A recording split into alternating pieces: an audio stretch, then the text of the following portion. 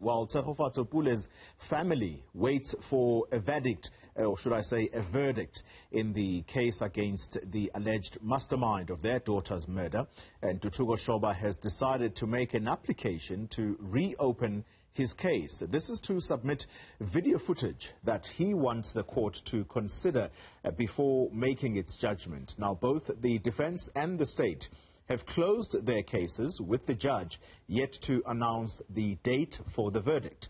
Our reporter Linda Mnisi joining us now live from the court. Linda, a very good morning to you. To say that these are interesting developments is perhaps an understatement. The curiosity here, Linda, is why wait for this time when the judge is supposed to be basically putting together his judgment on this case? What's special about the video that Ntuthuko Shoba wants to introduce here? Well, at the moment, Pule, it's not clear what kind of video Ntuthuko Shoba wants to present before this court, and it's quite interesting given the fact that the state has also reiterated before that the onus is on them basically to prove the allegations that they've brought forward. He did not even have to put forward a case to defend himself, given the fact that previously he's also asked for a discharge, saying that the evidence that has been brought forward was not credible. There was not enough evidence to convict him on any of the charges that have been brought against him. Now, it's quite surprising that at this particular point, he then decides to reopen his case, to submit a video that he wants the judge to consider before making his judgment.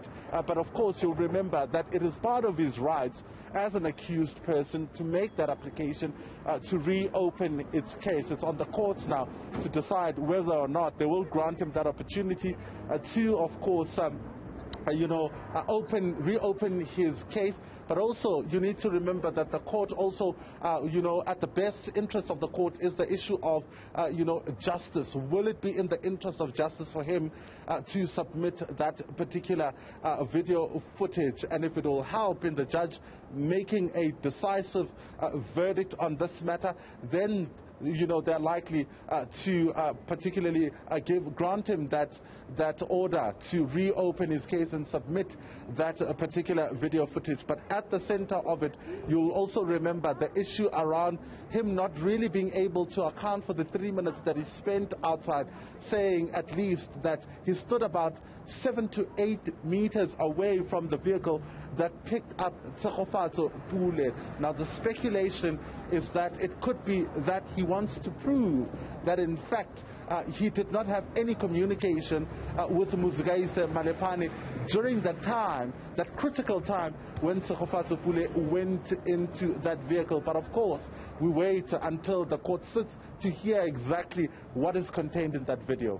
Linda, has the family of Tshegofatso Pule reacted at all to this latest attempt by Ntuthuko Shoba?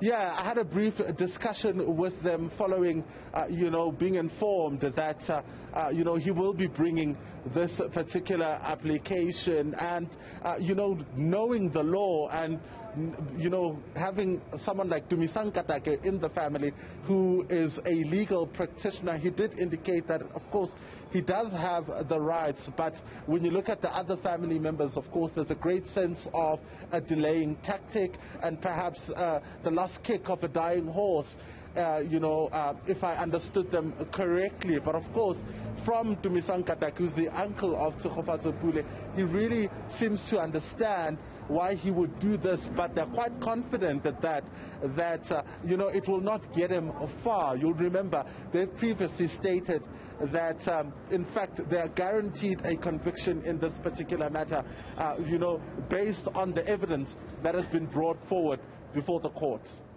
Linda Mnisi, thank you very much for that update. We'll keep tabs on the story as it develops.